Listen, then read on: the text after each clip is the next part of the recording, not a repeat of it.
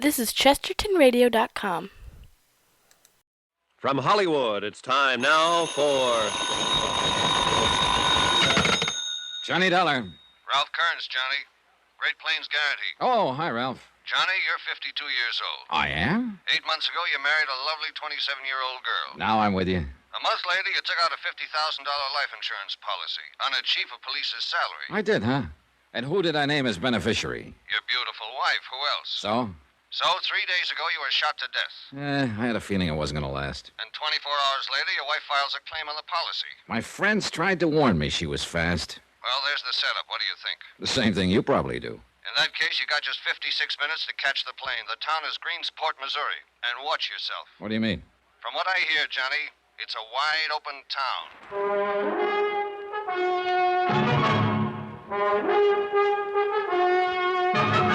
Tonight and every weekday night, Bob Bailey in the transcribed adventures of the man with the action-packed expense account, America's fabulous freelance insurance investigator. Yours truly, Johnny Dollar.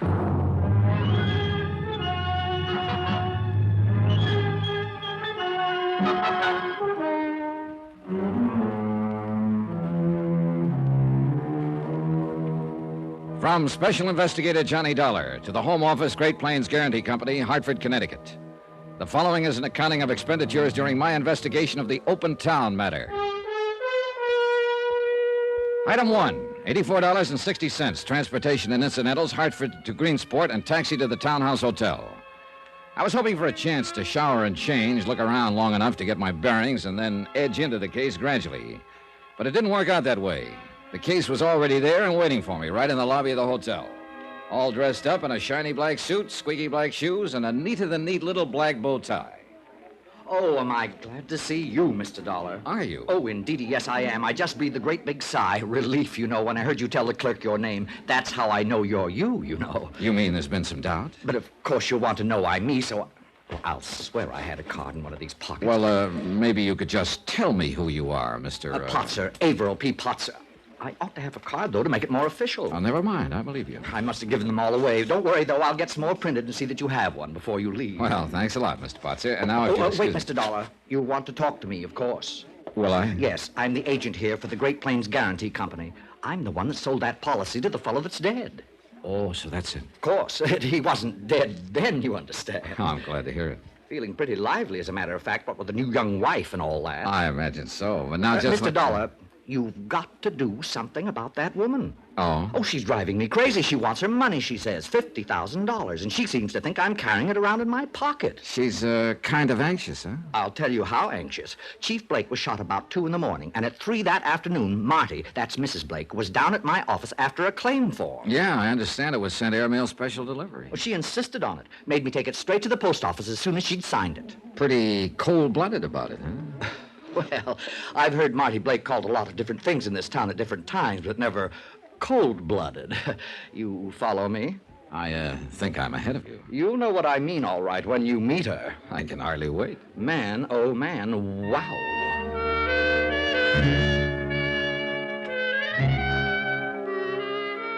Item 2, $1.15, taxi to the suburban home of Edgar Blake, former chief of police of Greensport, now deceased. On the strength of Potzer's description of the widow, I added a shave to the shower and change, and I hoped I looked a little fresher than I felt. The house was a rambling 2-story job, set back from the street. Well-kept shrubbery, nice lawn, quiet neighborhood, and plenty expensive. I wondered how Blake had been able to afford it. I was halfway up the walk when a man came out the front door. He wavered down the steps, then stopped and waited for me, rocking slightly on his heels. A copper. I can tell him a block away. You're a copper, right? Wrong. Private eye, maybe? No, insurance investigator. Insurance. That's what I just asked her about. And you know what she did? Oh, threw you out, probably. Right. Said I was drunk. Oh, ridiculous. That's exactly what I said. Ridiculous, I told her. Ridiculous. But you know something? She was right, I am. No, I can hardly believe it. Well, it's a fact, though. At least a little bit. My name's Crayley, Joe Crayley. I'm a reporter. Greensport Daily Herald. Johnny Dollar. Hiya, Joe. Insurance, huh? And he did have some, or you wouldn't have had any reason to be here. She was lying. No comment. Who's a beneficiary? Still no comment. It's her, of course. Little smarty Marty. As ever love a little wife. How much is she going to make on the deal? Sorry, Joe. No comments. All right, let her lay. Okay. Oh, wait a minute. Tell me something, Joe. Suppose I want a little action. Want to get into a poker game while I'm here. Find a crap table, maybe. Any idea where I could go? Sure. Anyone a half a dozen different... Hey. How long you been in town, Johnny? About an hour. You wised up pretty fast, didn't you? I didn't know it was a secret. The town is wide open, isn't it? It is. But I wouldn't go around poking into things if I were you. A guy could get hurt, you see what I mean? Maybe a guy did get hurt. Blake, you mean? What makes you think so? Well, if somebody wanted to keep the rackets going, the police chief would be a natural target, wouldn't he? Not necessarily. Meaning? No comment. What was Blake's salary, Joe? $6,000 a year. On $6,000, he was living in a house like this? Wait till you see Marty. She's even more expensive. So that's why Greensport is wide open. The police chief was in. No comment. Well, he's out now, that's for sure. Joe, I'll probably be talking to you later, so... Yeah, do that. Just ask anybody. Joe Craley, the alcoholic that works for the Herald. I'm always around somewhere.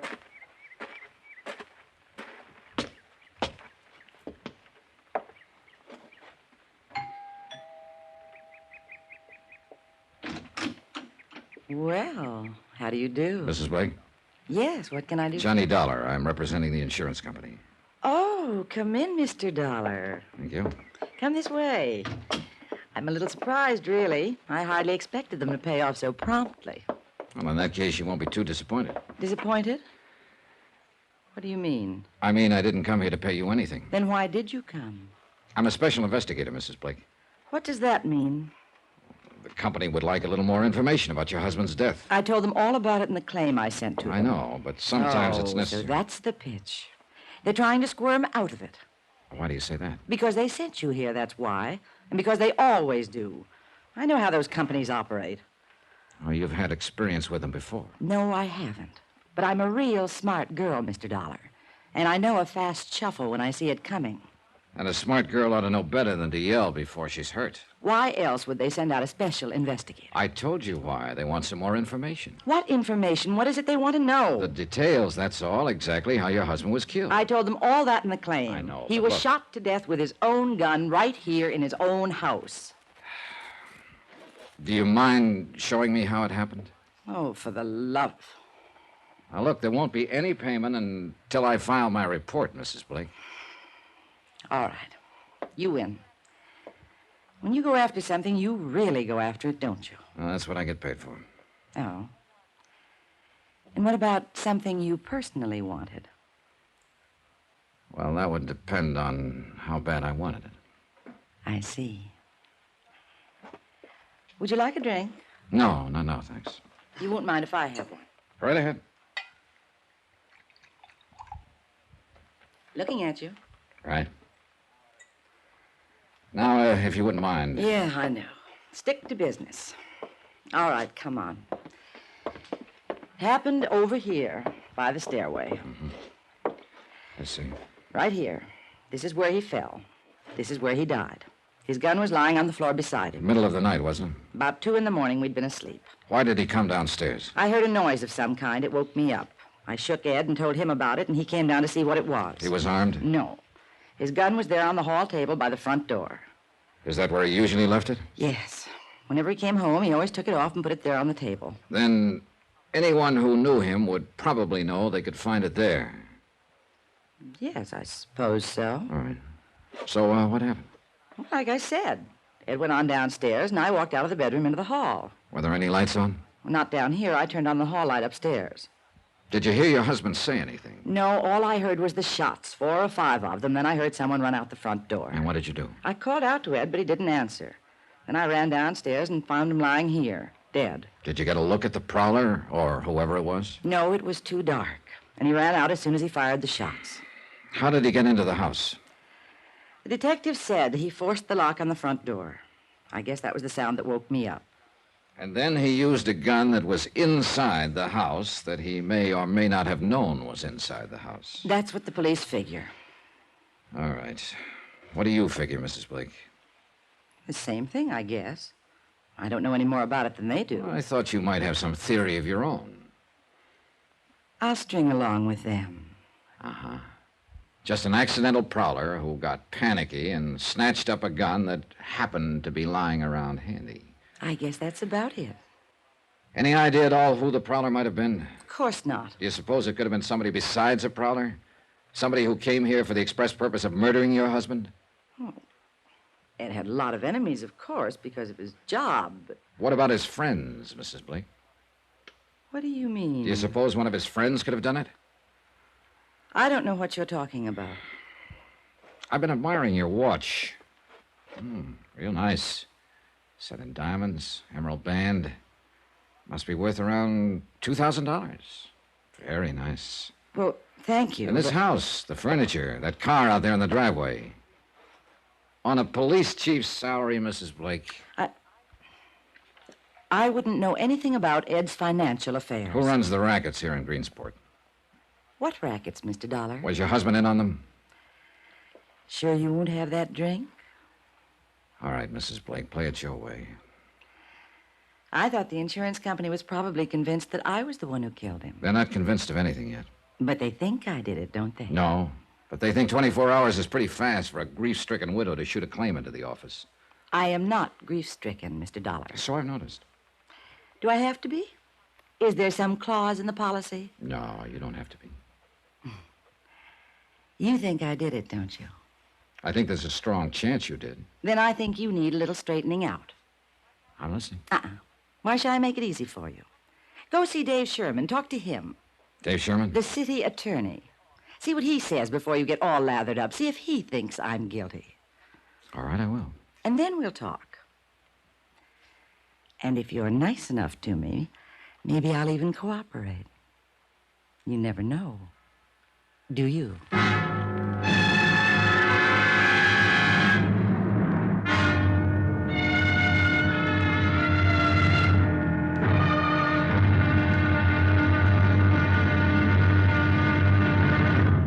Now, here's our star to tell you about tomorrow's episode of this week's story. Before I do that, please let me say thanks to all of you who are so kind about writing and telling us how much you like Johnny Dollar. It's very gratifying encouragement to all of us who are involved in production of the program, and we appreciate your letters more than you know. As always, I'll try to answer you promptly, but sometimes the mail does pile up. In any event, thanks. Thanks very much for writing. Tomorrow, a smash in the teeth opens things up, and an airtight alibi gets air-conditioned with bullets. Join us, won't you? Yours truly, Johnny Dollar.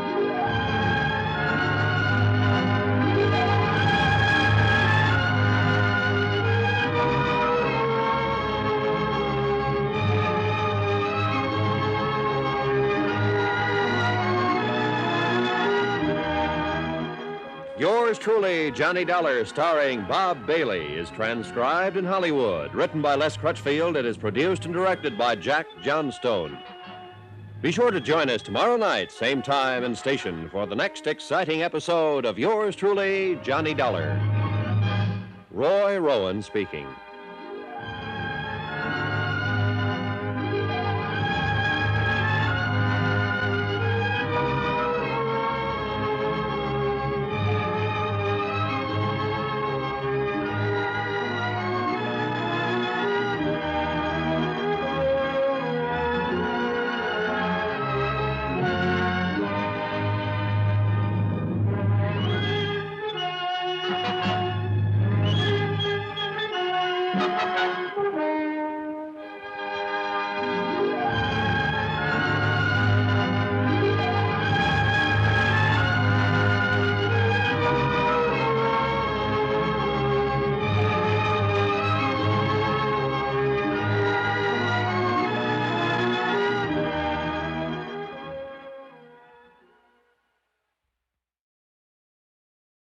This is ChestertonRadio.com. From Hollywood, it's time now for... Johnny Dollar. This is Dave Sherman, Mr. Dollar, city attorney. Oh, yes, I've been trying to reach you, Mr. Sherman. Yes, so my office tells me. It's the Ed Blake case, I suppose. That's right. Well, I've already told my secretary to make all the records available. It's not to the you, records I'm mainly interested in, Mr. Sherman. I want to talk to you personally. Oh, why? Because I've been informed that you're able to furnish an alibi for my number one suspect. Marty Blake, huh? That's right. Who informed you, Mr. Dollar? Marty Blake. The lovely widow herself. Right. Well, I guess we'd better have a talk. That's exactly what I was thinking. Yes, if you're dead set on lighting a fuse in this town, I may as well give you some matches. Come on over to the courthouse.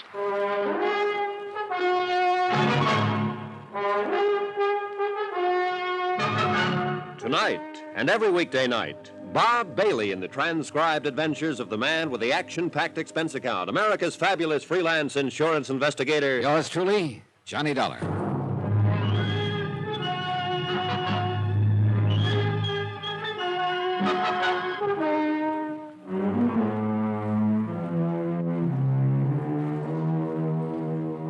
From Special Investigator Johnny Dollar, location Greensport, Missouri, to the Home Office, Great Plains Guarantee Company, Hartford, Connecticut.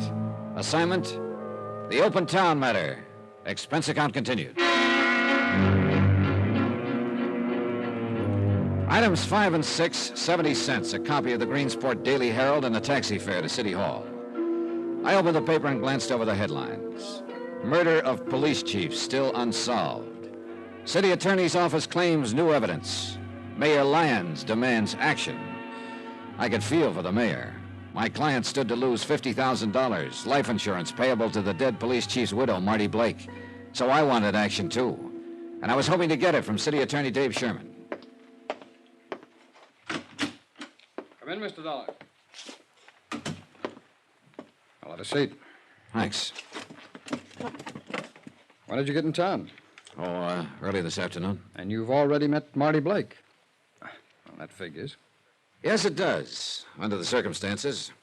Her husband has been killed. He carried $50,000 worth of insurance with my company. And Mrs. Blake filed her claim less than 24 hours after his death. So that's why you hot-footed it out here from Hartford, huh? Well, the company figured 24 hours was pretty fast action for a grief-stricken widow. Oh? I don't imagine Marty is grieving too much. No, she's not. She told me that herself. Marty's about 26 or 7. Ed Blake was in his 50s. Uh-huh. Money, maybe? Well, not until he met her. Then he started to make it. Fast. He had to. That's how Marty likes things. Fast. And then he married her. Well, then she married him. And now, 8 months later, she's a widow. With an insurance claim for $50,000. Well, she said she liked things fast. Well, I know what you're thinking, Mr. Dollar, but you may as well back up and start all over. You're off on the wrong foot. Oh, how do you mean? This killing? Oh, sure, it worked out perfect for her, made to order. A man could build a pretty good case against her, especially with that 24-hour insurance claim. Yes, that would really cinch it with a jury. I pointed that out to her. Well, I figured as much. Would you mind telling me what happened? Well, her first move was to start turning on the charm. Well, that's one of the easiest things she does, if she thinks it might pay off. And after all, with $50,000 in the offing... Sure. Did she give you any of the details, of the night it happened? It bored her to death to even talk about it. Uh-huh. And you thought she was putting on an act to maybe throw you off? What would you think? Oh, she wasn't, Mr. Dollar, any more than she was sorry that Ed Blake was murdered. Then she's pretty cold-blooded. Well, that's a moot question. Figuratively, yes, I suppose she is. See, she used to be a dancer. Never good enough to make the big time, so she had to, live by her wits and her charm. But you pointed out things that could look pretty black for her if the case ever got to court. That's right. Huh? What happened? She sent me to you. Why? So I could tell you she didn't kill him. Well, it adds up, Mr. Sherman. Yeah, I know. It was late at night, the two of them alone in the house. Her husband shot to death with his own gun. I know, Mr. Dollar, but not by her. Why not? That story about the mysterious prowler has been used before, over and over. Matter of fact, I broke one of them not 6 months ago. Mm-hmm. But in this case, it's true. How do you know? Because you were wrong on one point. They weren't alone in the house. Well, what do you mean? Who else was there? I was. Oh, I see. She's as pure as the driven snow. Well, at least so far as Blake's murder is concerned. Yeah, kind of a neat setup, isn't it? Huh? Instead of prosecuting attorney, you're the star witness for the defense. Yes, I suppose if it came to that, I'd have to be. I was there when it happened. So that's why she sent me to you, so I could hear it straight from the horse's mouth. That's about it. Well, she couldn't have a much better alibi than the city attorney himself. Thank you. Oh, she's in the clear, Mr. Dollar. How did you happen to be there at 2 o'clock in the morning? I was spending the night. Ed and I were planning to leave early on a fishing trip. Oh, I see. Like to tell me all about it? Certainly. We'd all gone to bed around midnight. It was a few minutes before 2 I woke up. I heard Marty and Ed out in the hall just outside my room. I opened my door, and just then Marty snapped on the hall lights. A second later, the shots blasted downstairs, 5 quick ones. Where was she standing at the time? By the door of her room, not 10 feet away from me. So you see, Mr. Dollar, she couldn't have done it. So, that's that. She can thank her lucky stars you were there. Oh, Marty's always been lucky. Have you known her a long time? 3 or 4 years. Ever since she came here to Greensport. You and Blake were pretty good friends, I suppose, huh? No, as a matter of fact, we didn't have too much use for each other. Oh? Oh, I know it doesn't make sense, going fishing together and spending the night in his home, but... Well, I know what you're thinking, Mr. Dollar. Do you? Yes, you're thinking maybe I need an alibi as much as Marty does. Well, it is that kind of an alibi. It works equally well for either of you two. Yeah, only I don't need an alibi. Blake and I had our little differences, that's true, but they weren't serious enough to be a motive for killing him. Maybe Marty herself could be a motive. In what way? How old are you, Mr. Sherman? 33. Why? And Marty Blake is 27. And a beautiful girl. Her husband was around 52, I believe. Wrong guess again, Mr. Dollar. I've known her too long, and what's more important, I know her too well. Meaning? Well, sure, she's a knockout. I was nuts about her once. She's, summer night, wild honeysuckle and a handful of stars, but there's one great big catch to it. And that is? She's got a built-in jukebox, hidden way inside of her, and when you put in money, it plays real pretty music. When you don't, nothing. Ed Blake found out. And still went on putting in money? He liked the music. Then that's why he got mixed up in the rackets. Police chief's salary was... Well, Mr. Dollar, you do get around, don't you? Was Blake running them or just taking orders? Now, what makes you think there are any rackets here? Maybe it was just a guess. Oh, who told you about them? It's funny, I can't seem to remember at the moment. I just bet you can't. Suppose you answer my question, Mr. Sherman. Who's behind the rackets here in Greensport? Just a minute. Who did Blake get his orders from? Or was he the one who gave the orders? Wait a minute, Mr. Dollar. Just take it easy. Dave, I wonder if you'd mind going over that report on... Oh, sorry, I didn't know you had... No, that's all right, Will. Come on in. This is Johnny Dollar. Mr. Dollar, it's Mayor Lyons. Hello, Mr. Dollar.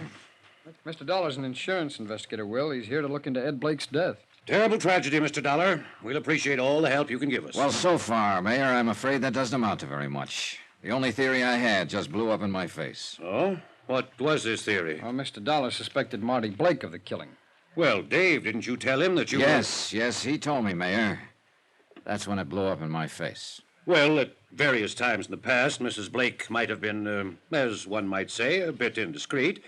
But to consider her capable of cold-blooded murder is utterly unthinkable, sir. Particularly when she was standing just 10 feet away from the city attorney at the time.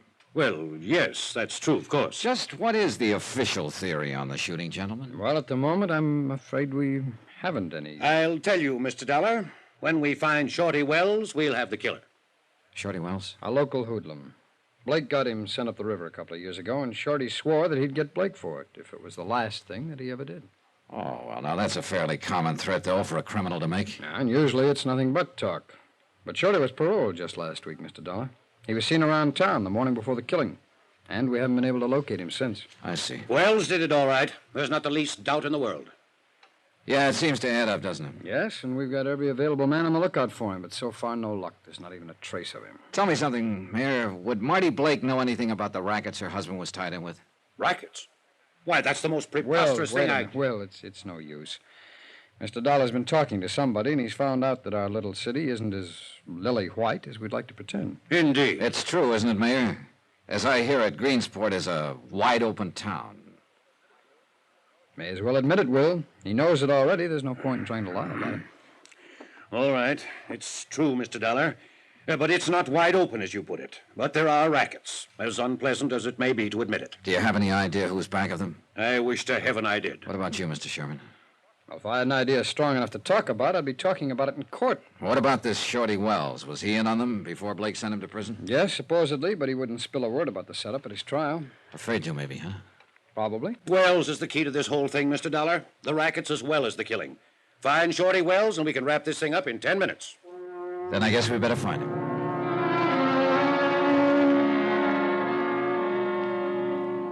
Standard theory number 2. An ex-convict with a grudge. Number 1, young, pretty wife, middle-aged husband, big insurance policy hadn't panned out too well. And I wasn't too sold on the second one. It was just too pat somehow.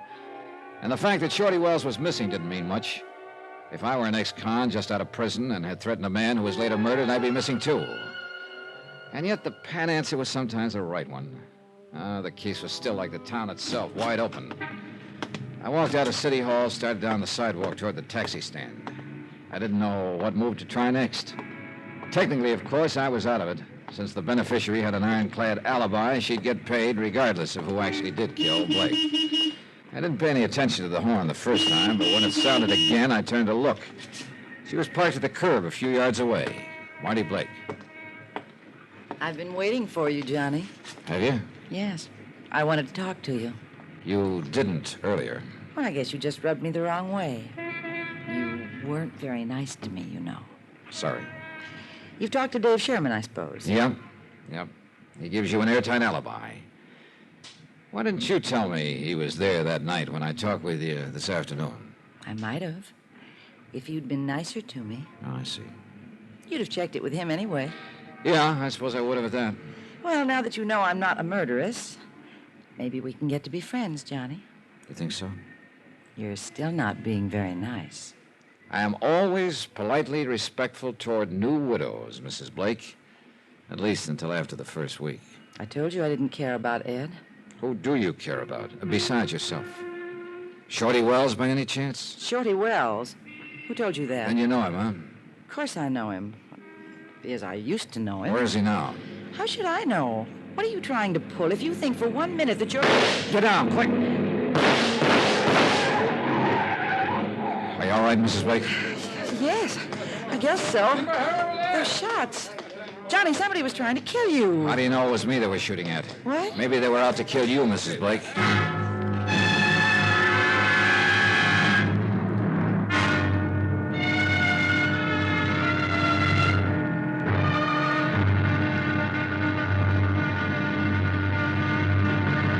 Now, here's our star to tell you about tomorrow's episode of this week's story. Tomorrow, an old flame and a new one, and 2 men get burned. One becomes an alcoholic, the other a human torch. Join us, won't you? Yours truly, Johnny Dollar. Yours truly, Johnny Dollar, starring Bob Bailey, is transcribed in Hollywood. Written by Les Crutchfield, it is produced and directed by Jack Johnstone. Be sure to join us tomorrow night, same time and station, for the next exciting episode of Yours truly, Johnny Dollar. Roy Rowan speaking.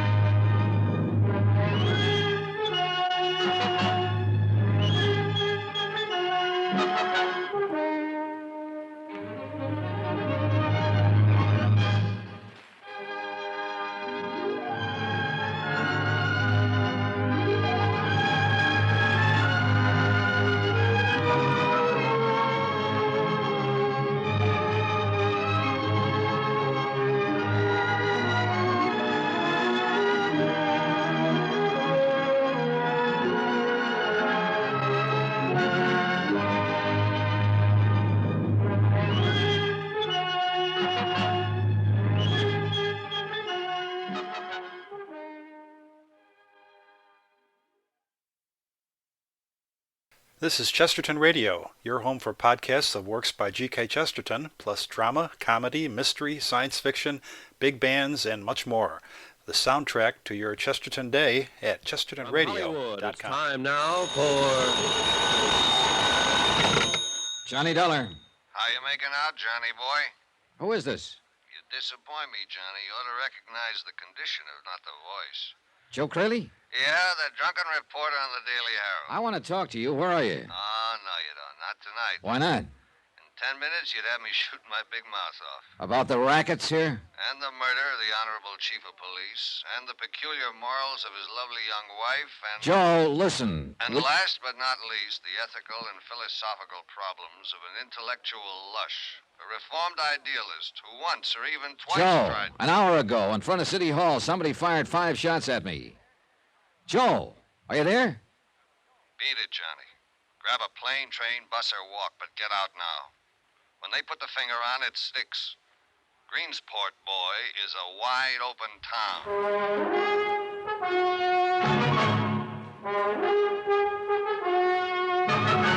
Tonight and every weekday night, Bob Bailey in the transcribed adventures of the man with the action-packed expense account, America's fabulous freelance insurance investigator. Yours truly, Johnny Dollar.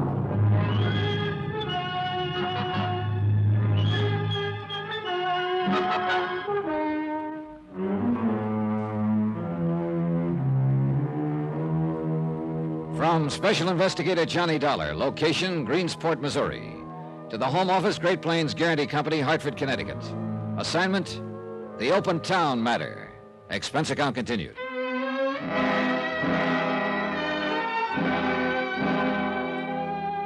Item 7, $1.85, taxi to the home of the mayor of Greensport, Will Lyons. I decided to go straight to headquarters, so to speak. Joe Crayley, professional reporter and semi-pro drunk, might have been able to help, but I didn't know where to find him. So far, I had a lot of questions, no answers. Police Chief Ed Blake had been shot to death in his own home with his own gun. His young widow, Marty, and City Attorney Dave Sherman had been present and both told the same story, mysterious prowler. Supposedly, the prowler was Shorty Wells, an ex-convict with a grudge against the murdered chief. But Shorty was missing, and the case was at a standstill. So I went right to the top, to Mayor Lyons. Come in, Mr. Dollar. Come right in. Thanks. My wife is going out this evening, committee meeting at the Women's Club. We can talk here in the library, if you don't mind. All right, fine. Take a chair there. Yeah, well, Mr. Dollar, I will say it's a pleasure to see you safe and sound. Oh, you heard about the shooting, then? I heard the shots from my office. Then the acting chief of police phoned me a few minutes later. Well, does he know yet who did it? Not the slightest. There were no witnesses. At least none who cared to talk. Car took off at high speed and then just disappeared. Like Shorty Wells. Fine. I sympathize with your feelings, Mr. Dollar. I'd feel the same way if I'd been made a target of. But you can rest assured, sir, that every facility of law enforcement in this town is working round the clock to bring the culprits to justice. Yeah, well, that's very comforting, Mayor. But actually, I'm not sure I was the target. What do you mean? Well, when I left you and Dave Sherman and came out onto the sidewalk, Marty Blake was waiting for me in her car parked at the curb. She'd been there about 20 minutes, she told me. Yes, but whoever fired those shots had the setup planned, worked out. And I don't think they could very well have planned it for me. Why not? My schedule wasn't predictable enough. They didn't know when I'd leave City Hall, whether I'd be alone or not, or what I'd do when I stepped outside. It's a point, all right. Marty, on the other hand, had been there for 20 minutes. Plenty of time to arrange the thing. But why? Why should anyone want to kill her? Well, there you got me. I don't know. After the shooting, of course, I had a police officer assigned to guard duty at her home, but I regarded it as merely a routine precaution. I was certain that the attempt was made on your life, Mr. Dollar. Well, those bullets came too close to both of us for very much peace of mind. Well, at least Mrs. Blake has protection now. Oh, yeah. Unless that police officer himself knocks her off. Well, you're joking, of course. Mayor, that's the worst thing about this whole case. I don't know whether I'm joking or not.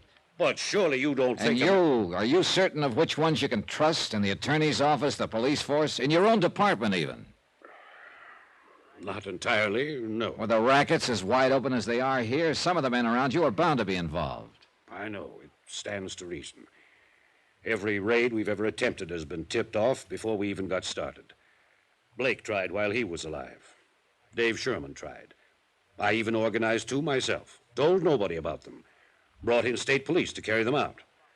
Same result. Say, what about Blake? He must have been in with the mob to live on that lavish scale he did. I suppose so. Dave and I suspected him at times, but we could never turn up any actual evidence. Were he and the city attorney friends? Ed and Dave? No, they couldn't get along at all. And yet, the night Blake was shot, Dave Sherman was staying overnight in his home. Yes, I know. I've thought myself it was a little odd. Dave says Blake had asked him to, invited him to go on a fishing trip the next morning. A fishing trip. And yet they couldn't get along. I know. I can't explain it any more than you can. Any chance Dave Sherman was the intended victim that night instead of Blake? I really don't see how, Mr. Dollar, in view of the circumstances. Blake was killed when he heard a prowler and went downstairs to investigate. No one could have expected Dave to do something like that. No, I guess not. It was just an idea. I've thought of all kinds of outlandish possibilities myself, but it always comes back to the same thing. Shorty Wells. Yeah, the ex-convict who swore he'd get Blake when he went to prison. He was paroled just the week before, Mr. Dollar, and he was seen in town the day before the killing. And nobody has found hide nor hair of him since. Yeah, it adds up all right. But somehow I still can't buy it. Maybe it just adds up a little too well. 3/4 of the criminals who are sentenced make threats like that, but it's a rare one who carries it out. Rare, yes, but not unknown. Oh, true. I admit he's a strong possibility. But when I hit town this afternoon, I thought Marty Blake was a strong possibility, until the city attorney himself came up with an airtight alibi for her. Why did you suspect her, Mr. Dollar? Insurance. A $50,000 policy on Blake's life. His wife's the beneficiary. Well, I don't imagine $50,000 will last Mrs. Blake very long. Hey, tell me something, Mayor. Are she and Dave Sherman close friends? At one time, yes. In fact, Dave was pretty serious about her. But after she married Blake last year, Dave turned against her completely. I see. I don't think he'd risk an alibi for her out of friendship, if that's what you're thinking. Oh, I don't know exactly what I'm thinking. Mostly I'm just guessing. I've been doing that 2 years now, Mr. Dollar. Guessing, figuring, trying to spot the leader behind these rackets, not knowing which officials I could trust. Mayor, is Dave Sherman one of those you can trust? I'm not sure.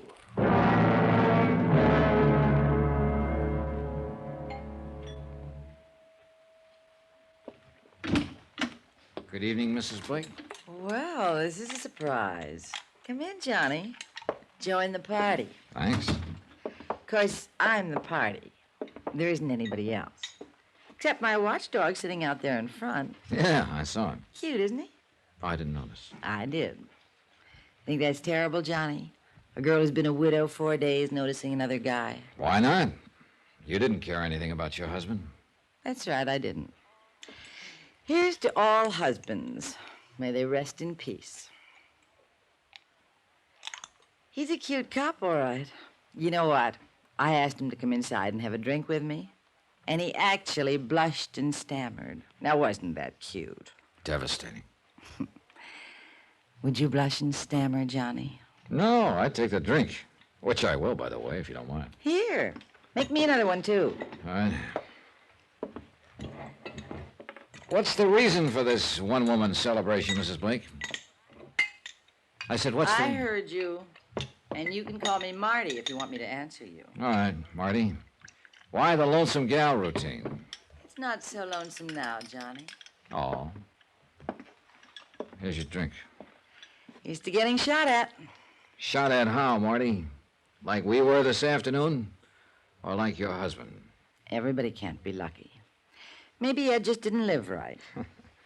Well, he's not living anyway now. I'll bet you know how to live, Johnny. Oh, sure. I got a system. Tell me about it. Well, the first thing I do is hook up with the rackets so I can buy my wife lots of expensive gifts. Why don't you lay off that stuff? Why don't you try being nice for a change? Oh, that's not part of my system. I didn't kill him. You know that now. So why don't you relax and be human? Oh, the last time I relaxed around you, I caught the breeze off of 5 bullets. You're breathing, aren't you? I might not be, if they'd been after me instead of you. So you're still on that kick? Oh, it figures, Marty. I'm no threat to anybody, not yet. I don't know enough about this mess. And you're saying I do, I suppose. I think so. Now, who'd want to get you out of the way, Marty? To keep you from talking, maybe. Don't you ever give up. All right, tell me this. Did Dave Sherman really see that shooting? Or is he just giving you an alibi? Why don't you ask him? Or is he giving himself an alibi by any chance? You're crazy. Maybe. Where's Shorty Wells? What? I said, where is Shorty? I heard what you said. Well, then suppose you tell me. Get out. What are you so upset Get about? out of here right this minute. Get out, or so help me, I'll throw Take this... it easy, Marty. What's that cute cop going to think? I don't care what anybody thinks. You get out of here and get out fast. Item 9, $14.40. Drinks, tips, and transportation for a local expedition in plain and fancy pub crawling. I was looking for Joe Crayley, disillusioned idealist and erstwhile reporter on the Greensport Daily Herald. I found him on my third martini. He was on his seventh. How, Johnny? How'd you do it? To what? How'd you find me? Called your paper. They gave me a list of your hangouts. I had 4 more to go. A reputation is a wonderful thing. Keeps you from staying off the straight and narrow. He's looking at you. Right. Joe, tell me about Marty. Tell you what about her? Everything you know. What for? She's got an alibi. Oh, yeah, I know all about it. But you still won't give up. Well, she hates champagne, but she always orders it. Why? Because it costs more. I see. She's every man's dream, Johnny. A pink and gold doll in spangled tights, and she's a 4-star tramp. She's an ex-dancer, isn't she? She's an ex-lot of things. Ex-girlfriend of Shorty Wells. Ex-girlfriend... Girlfriend of Shorty Wells. Sure. Ed Blake took her away from him. That's why Shorty threatened to kill him. Said Blake was framing him. Maybe he was, I don't know. Anything could have happened with the police they got in this town. Crooked? Is that what you're trying to say? Some of them are that. The rest of them are useless. Like that business with the gun. What gun? That Ed Blake was shot with. They found it lying beside his body, his own gun. They just assumed he'd shot it out with the killer. It was 2 days before they realized he'd been shot with that gun. That Blake hadn't used it, the killer had. Wait a minute. Do you think Shorty Wells and Marty could have planned the thing together? Johnny, I wouldn't put anything past that dame. Why do you hate her so much, Joe? Guess again, my friend. I don't hate her. I'm in love with her, always will be. Joe. Yeah, before she met Shorty Wells, she used to be my girl. Gives you something to think about, doesn't it, Johnny?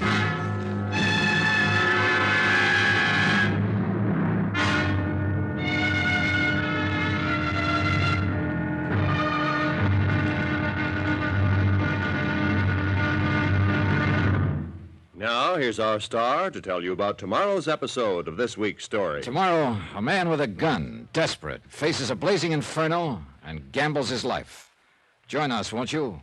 Yours truly, Johnny Dollar.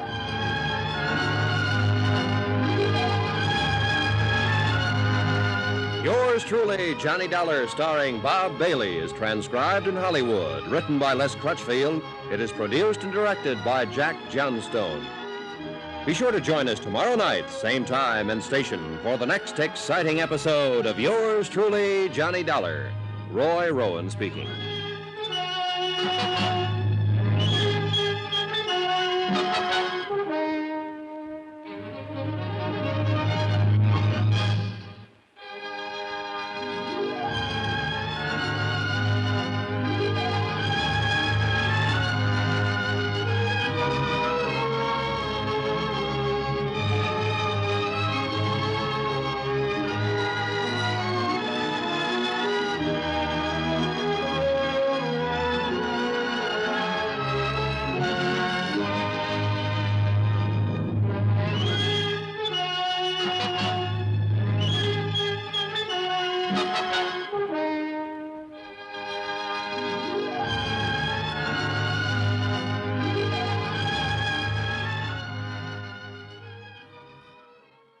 This is Chesterton Radio, your home for podcasts of works by G.K. Chesterton, plus drama, comedy, mystery, science fiction, big bands, and much more.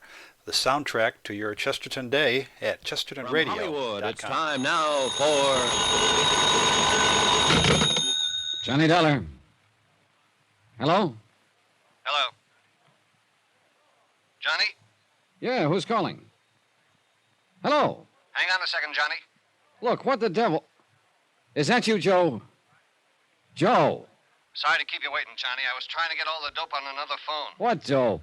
And how did you sober up so fast? There's a big story breaking, boy, and lush or not, I'm still a reporter. Then go somewhere and report. I'm going to bed. You want to bet? Now, look, Joe. Nobody sleeps in Greensport, Johnny. It's a wide-open town. Rackets, shootings, a murdered police chief with a lovely widow. Sure, fine. So what's the big story? A fire, boy. House burning down. Flames 50 feet high. 3 alarms. Put your clothes on and let's get going. You get going. The only big story I'll be interested in is when Marty Blake is charged with murder. Johnny, that's where the fire is. At Marty Blake's.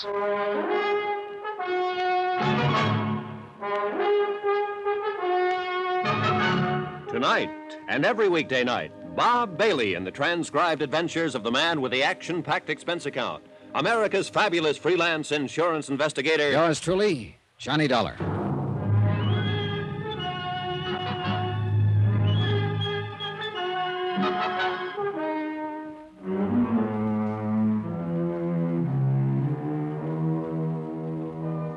From Special Investigator Johnny Dollar, location Greensport, Missouri. To the Home Office, Great Plains Guarantee Company, Hartford, Connecticut. Assignment, the Open Town Matter. Expense account continued. Item 10, $1.50 for a breakneck taxi ride to Marty Blake's home. Its location marked against the night sky by a pillar of flame visible for a mile. The fire didn't make sense, so it fit in nicely with the rest of the case. None of it made sense. Police Chief Ed Blake, Marty's middle-aged husband of 8 months, had been shot to death in his own home with his own gun. And less than 24 hours later, Marty had filed claim on his $50,000 life insurance policy. She didn't love him and admitted it. Good case. Except for one thing. The city attorney himself was present at the time of the shooting and backed up Marty's story of a mysterious prowler, supposedly ex-convict Shorty Wells. But Shorty was missing, and the whole thing was just a little too convenient, too pat, especially in a wide-open town.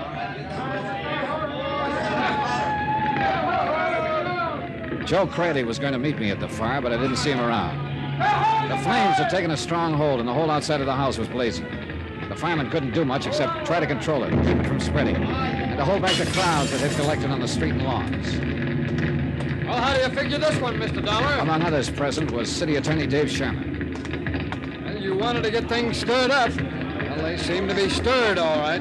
Were you here when this happened, Mr. Sherman? No, this time I'm not a witness for the defense. I arrived after the fire engine. Yeah? What about Marty? She's all right. She got out before it really caught. She's sitting over there in my car. Then she was here when it started. Yeah. Alone? Well, so it seems. But there was a police officer on guard earlier. I thought you meant alone in the house. Yeah, he was out here in front. First thing he knew, flames were breaking out of the windows, and then Marty came running out of the house. No one had arrived or left? Well, not that he saw. Well, you're still trying to tag her, huh? Oh, I'm trying to tag whoever is guilty. She figures, that's all. Not on the shooting. No, not with the alibi you've given her. Mr. Dollar, look.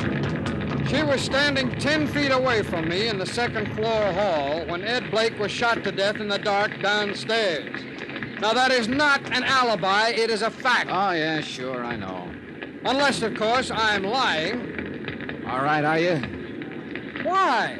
For old time's sake, maybe. You were in love with her once, Mr. Sherman. Oh, I could name 24 guys around this town who were. Once. Yeah. Shorty Wells, for instance. That's right. That's why Shorty threatened to kill Blake when Blake sent him to prison. He claimed he was being framed out of the way to give Blake a clear field. Go on. Well, Shorty's a hoodlum. He was guilty as charged, all right. But Blake was in on the rackets, wasn't he? Well, it would seem that way. Then there's also Joe Crayley. Marty was his girl at one time, wasn't she? Yeah, that's when he started drinking, when she threw him over. Why did she throw him over? For the usual reason. Somebody knew. Who? Well, me, I thought. Took me 3 months to find out that I was running interference for Shorty Wells. All right, so Joe Crayley took to drink. What did you take to, Mr. Sherman? Law enforcement. I set out to break the rackets in this town and get rid of hoodlums like Shorty Wells and all the rest of them. Yeah, but the rackets are still here. And I'm still trying, Dollar. Now, look, I want to get one thing very straight. What?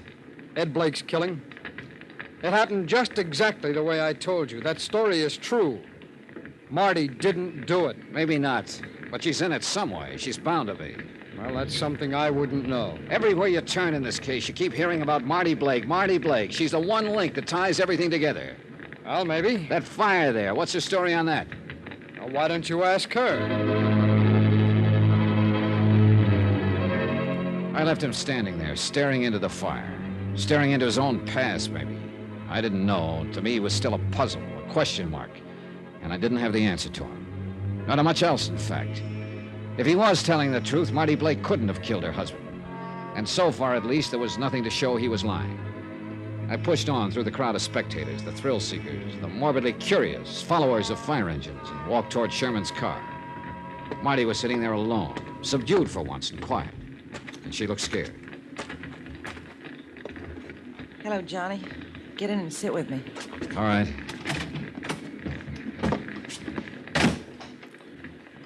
Just look at it. Isn't it terrible? Yeah, it is. It'd be worse if you were in it. Well, I was when it started. Just how did it start? I don't know. I think you were right, Johnny, about that shooting in front of the city hall. Oh? I think it was me they were after, not you. Now they've tried again. Possible. There's no other reason for burning down my home. Who do you mean by they, Marty? Who? I don't know. Whoever killed Ed, I guess. If you know, you'd better tell me while you still can. If somebody is out to get you, if that's what's behind all this, then they obviously mean business. I don't know, Johnny. I told you that. Well, how about a guess, then? Well, maybe Shorty Wells. I don't know. Why? Why? The man he threatened is already dead. Why would he go after you? Maybe to get even. He told me he hated me when I broke off with him. It's just the kind of thing he'd think of doing. Or didn't you know he was in love with me once? Oh, I know. I'm asking you, how did the fire start? I don't know, really. After you left this evening, I lay down on the sofa. I've been drinking, as you know, and I guess I just, went to sleep anyway. No one else had been there after I left? No. Anyway, I woke up with smoke all around and flames and all. It was terrible, Johnny. I was just lucky I got out alive. You always were lucky, Marty. Joe, what are you doing here? How about it, Johnny? Are you glad I phoned or not? Oh, yeah, sure. Wouldn't have missed it for a million. Has she confessed yet? We can run a new headline on the extra if she has. I can do without any remarks from you, Joe. Sure you can, baby. You're doing fine, just as you are. Get away from here and leave me alone. Can't do it, baby. I'm assigned to cover the fire. Gotta get all the angles. Human interest. That's you, baby. You are human, aren't you? You stupid fool. Financial angles, too. Got one there you might be interested in, Johnny. Did you know the house is heavily insured against fire? Yes, I know, Joe. I checked through the company report before I left the hotel. Oh, what of it? What if it is? Most houses are insured against fire, aren't they? Sure they are, especially by prudent people like you. People who think of everything. Oh, take it easy, Joe. Get him away from here, Johnny. Only you didn't think of everything, baby. What? It's too bad your car wasn't in the garage instead of sitting out in the driveway. Then all your assets would have been converted into cash. Nice, green, bloody cash. Get away from here. Get away and leave me alone. Why, baby? You can afford me now. You couldn't a couple of years ago. That's why you're tied up with all the other... What the devil? They came from the house. Well, there couldn't be... Ammunition, maybe. Yeah, your husband must have kept boxes of cartridges around the house. Look. There by the cellar door. Somebody's staggering up out of the basement. Johnny, look. He's got a gun in his hand. It can't be. He's fallen down on the ground. Come on, Joe. Oh, man. When the dam breaks, everything goes. How could anybody come out of that thing alive? We Greensporters are tough cookies, Johnny. Lucky, apparently. He's passed out cold. Another minute and he wouldn't have made it. His clothes are smoldering there. Yeah. Let's turn him over and get that coat off. Right. Easy now. All right. Oh, good Lord. What's the matter? This is the boy everybody in town has been looking for. Shorty Wells. Room 604. Greensport City Hospital. Time, midnight. The time when the pulse of living starts to slow down. The beginning of the quiet time, when the city sleeps and the nurses and interns walk even more softly. When a ticking clock becomes a drumbeat in the ears of restless patients. The time of crises, when battles for life are fought in silence and won or lost. A battle like that was being fought in 604, witnessed at the moment by myself and City Attorney Dave Sherman.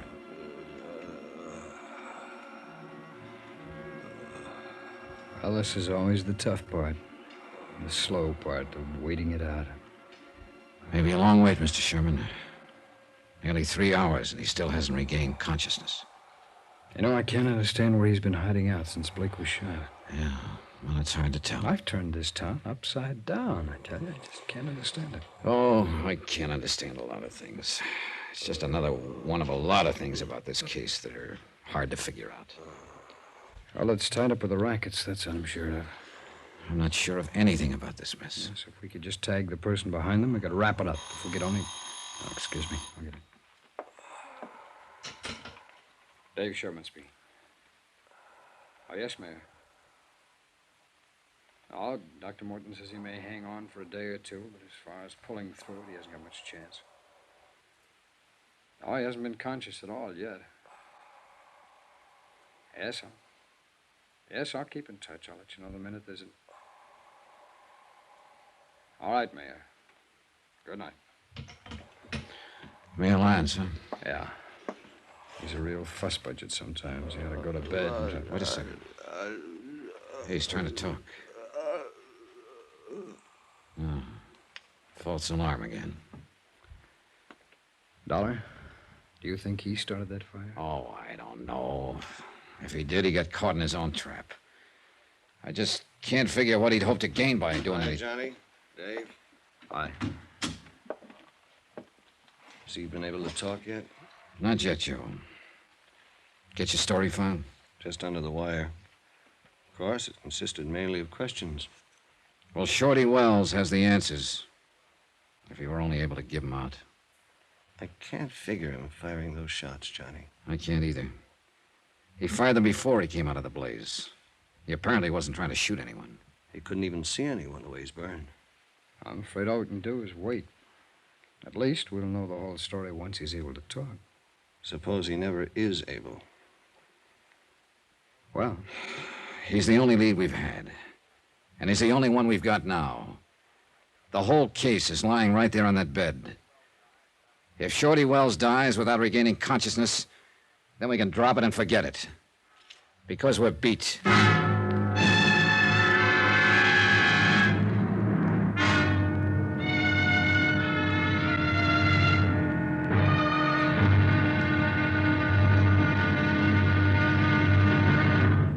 Now, here's our star to tell you about the final episode of this week's story. Tomorrow, death strikes again, lashes out violently, and mistakes its target.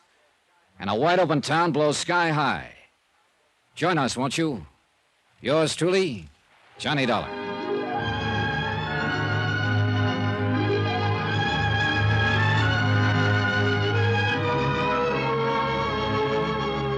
Yours truly, Johnny Dollar, starring Bob Bailey, is transcribed in Hollywood. Written by Les Crutchfield, it is produced and directed by Jack Johnstone. Be sure to join us tomorrow night, same time and station, for the next exciting episode of Yours truly, Johnny Dollar. Roy Rowan speaking.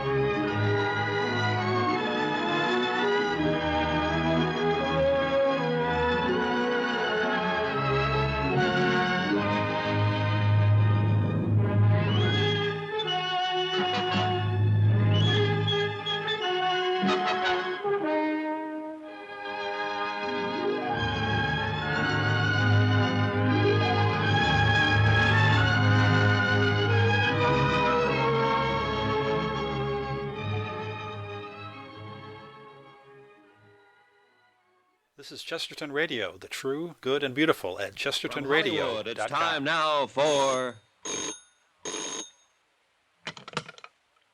Johnny Dollar. It's me, Johnny. Marty? Yeah, how is he? How about the same? Dr. Morton just gave him another transfusion. Has he been able to say anything yet? He hasn't even been conscious. Why, Marty? Well, who's there with you? Joe Crayley and the city attorney. Look, Johnny, I've got to talk to you. Right away. All right, go ahead and talk. No, not on the phone. All right, it's room 604, City Hospital. Come on over. Not with them there. Why don't you come meet me? Because Shorty Wells is the key to this whole case. If he's able to talk before he dies, I want to be here to listen. Suppose I tell you I'm ready to talk, Johnny. Are you telling me? I'm in an all-night lunchroom right across the street from the hospital. Can you come over here? All right, Marty. I'll gamble with you. Be there in 5 minutes.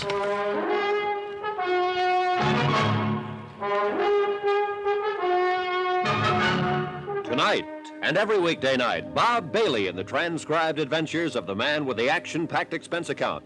America's fabulous freelance insurance investigator. Yours truly, Johnny Dollar.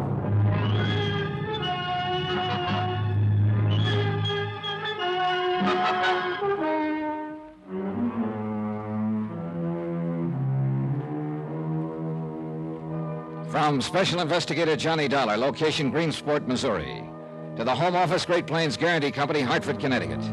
Assignment, the Open Town Matter. Expense account, final page. I hung up the phone more puzzled than ever, and heaven knows the case had been puzzling from the start. Marty Blake, young widow of the murdered police chief, had been completely uncooperative and unwilling to talk. And now she was reversing her field. Why? Her house had burned to the ground earlier in the evening, and Shorty Wells, number 1 on the city attorney's wanted for murder list, had been found trapped in the flames. Maybe this had something to do with Marty's phone call. She'd been my number 1 suspect at first, since she stood to collect $50,000 as beneficiary of her husband's life insurance. But then the city attorney himself, Dave Sherman, had provided her with an airtight alibi, and I'd reluctantly let her off the hook. Now this. I didn't know what she was up to, and I couldn't afford not to find out. Something up, Dolly? Well, that was Marty Blake, Mr. Sherman. She's in a lunchroom across the street. She wants to see me. Oh, what about? She didn't say. Well, go ahead and talk to her if you want to, Johnny. I'll call you if Shorty starts to regain consciousness. All right, thanks, Joe. I'm sticking right here myself. This one I'm going to follow personally. Well, if you really want to break the rackets in this town, your answer is lying right there in that bed, Shorty Wells. I think you're right, if he's ever able to talk. And if your police laddies don't fall over their own feet again, the way they did on that gun business when Ed Blake was shot. That mistake was partly justified, Joe. It was the chief's own gun that was lying beside his body. It was natural to assume that he had exchanged shots with a prowler. Yeah, but 2 days to realize he'd been shot with his own gun. All right. They fouled up, I admit it. And the ones who aren't stupid are crooked. Every raid you try to pull has been tipped off from the I inside. know it. Even when Mayor Lyons brought in state police, the whole plan was tipped. Which you took great pleasure in pointing out in your news story. All right, and you guys, look now. I'll leave you two to settle this. Stick on this guy like a leech. And if he shows any sign of coming to and talking, let me know right away, will you? Yeah, we'll call. Yeah. I'll see you later.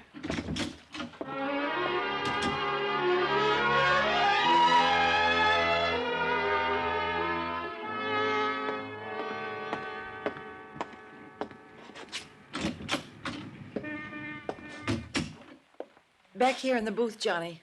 Right. Well, what's on your mind, Marty? Sit down, Johnny. Here, come on. Why not?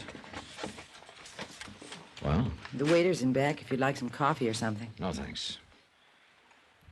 Okay, now what is it? What is what? You had to talk to me right away. How I talk? Johnny, I'm not too hard to take, am I?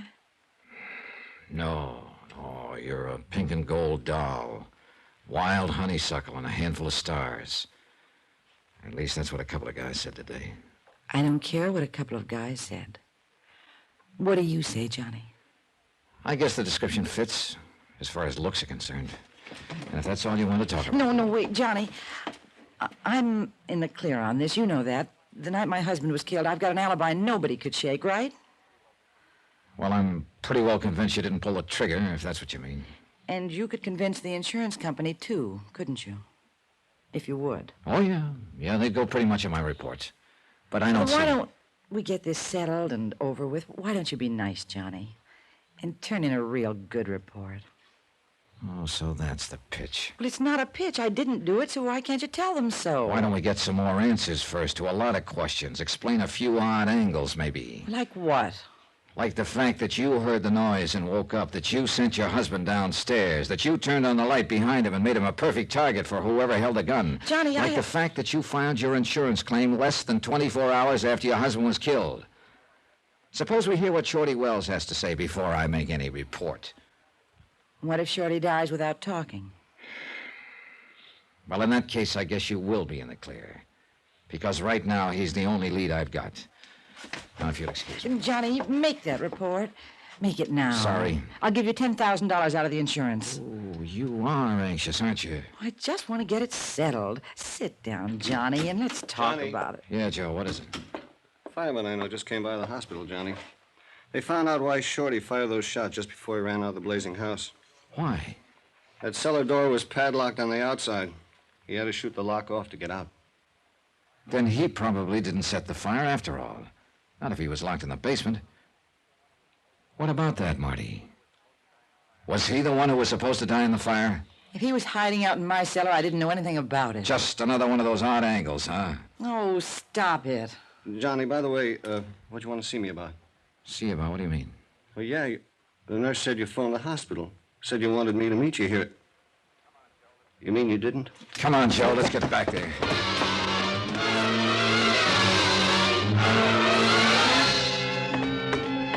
Sure, that's why she wanted me to meet her there, to get me away from that room. Then somebody phoned and got you away. Elevator's coming down now, Johnny.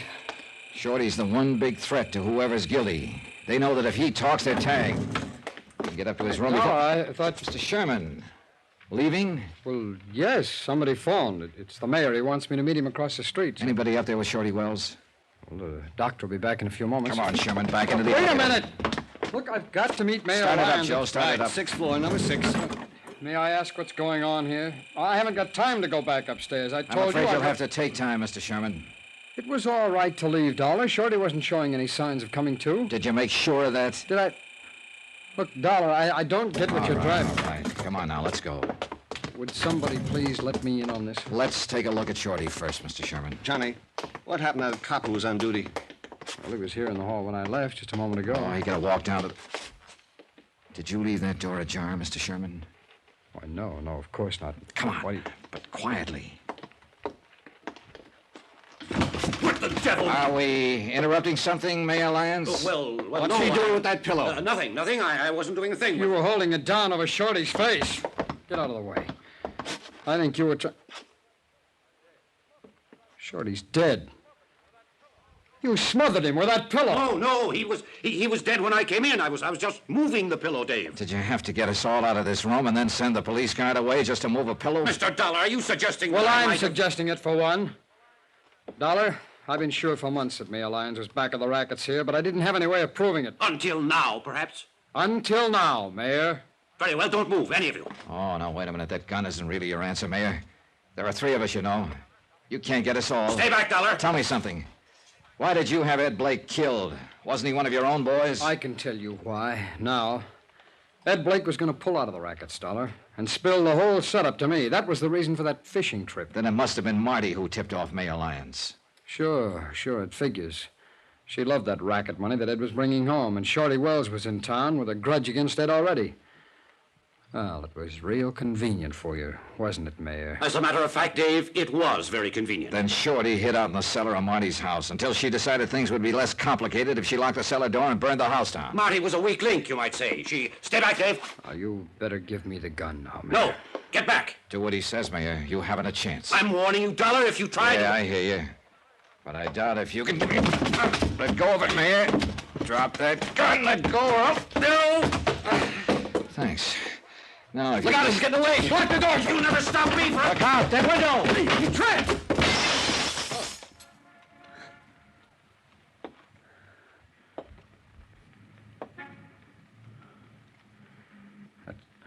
That's 6 floors down. Yeah. Well, he got out of being prosecuted. As a matter of fact, there's nobody left to prosecute. You want to bet?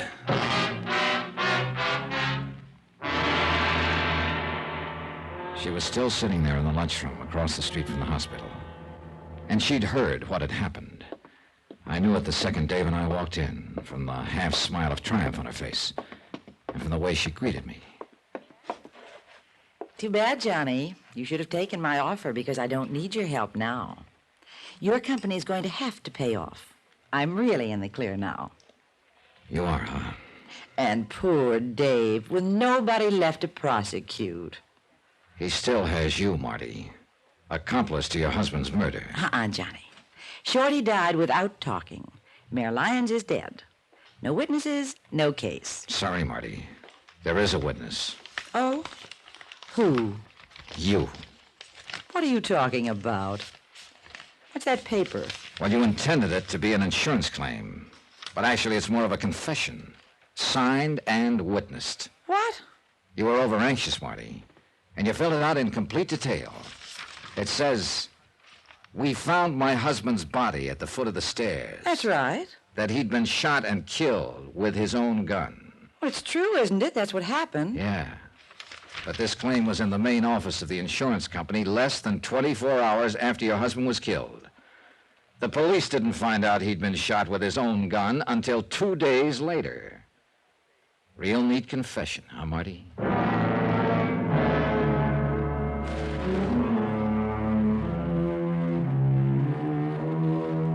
Expense account item 12, $310.45. Incidentals in Greensport and transportation back to Hartford. Expense account total, $516.20. End of account, end of report. Remarks? Marty Blake never was able to explain how she knew about that gun. She sure tried. Yours truly, Johnny Dollar.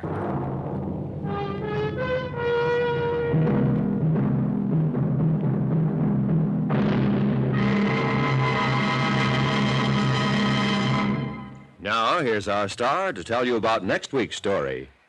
Before I do that, please let me say thanks to all of you who are so kind about writing and telling us how much you like Johnny Dollar.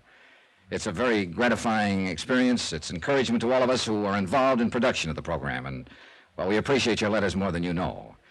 As always, I'll try to answer you promptly, but sometimes the mail does pile up. In any event, thanks. Thanks very much for writing. Next week, a yacht that wasn't there, and a man who wasn't there. They never were, but that's where I found them. Join us, won't you? Yours truly, Johnny Dollar.